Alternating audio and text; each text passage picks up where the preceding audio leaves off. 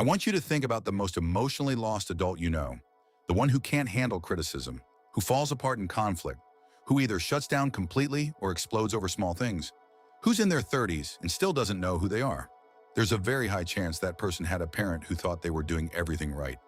And there's also a chance, if you're being honest, that you're raising someone just like them right now. Here's what emotional crippling actually looks like in adults. And I want you to listen carefully, because it doesn't always look like weakness. Sometimes it looks like a person who's incredibly successful at work, but can't be vulnerable with anyone they love. Sometimes it looks like someone who's the life of every party but completely alone inside. Sometimes it looks like a 28-year-old who still calls their mom to make every single decision. And sometimes it looks like rage, the kind that comes out sideways at people who didn't deserve it. All of these people grew up in homes with parents who fed them, housed them, probably loved them. So what went wrong? What went wrong is that somewhere along the way, those parents made a choice, usually without realizing it, to prioritize their child's comfort over their child's growth.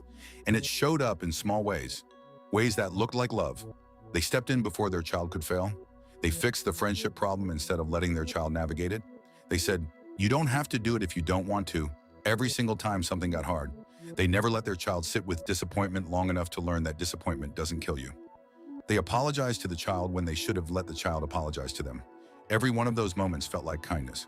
And every one of them quietly removed one more tool from the child's emotional toolkit.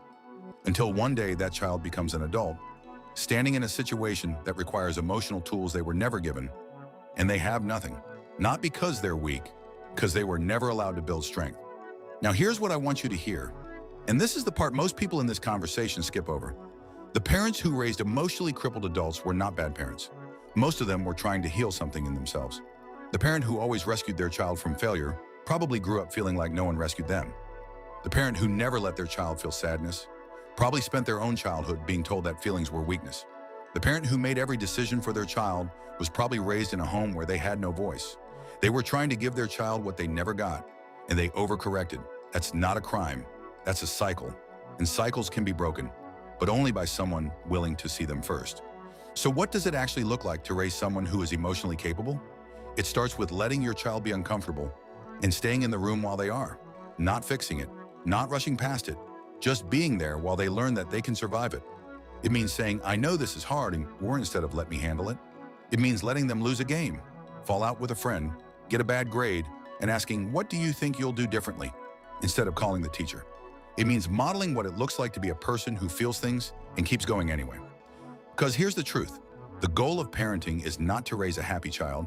The goal is to raise a person who knows how to make themselves happy, who has the tools, who's been trusted with hard things early, so that when hard things come later, and they will come, they are ready. So here's what I want to leave you with. Not as a question to answer out loud, but as one to sit with tonight. When your child is struggling with something right now, what is your first instinct? To help them through it, or to take it away? Because that instinct, repeated 1,000 times over 18 years, is what you're actually building. Drop a comment. Tell me which parent you had growing up, and whether you're fighting the same patterns with your own kids. I promise I read everyone. And if this is the kind of conversation you want more of, subscribe, because this channel exists for exactly this. I'll see you in the next one.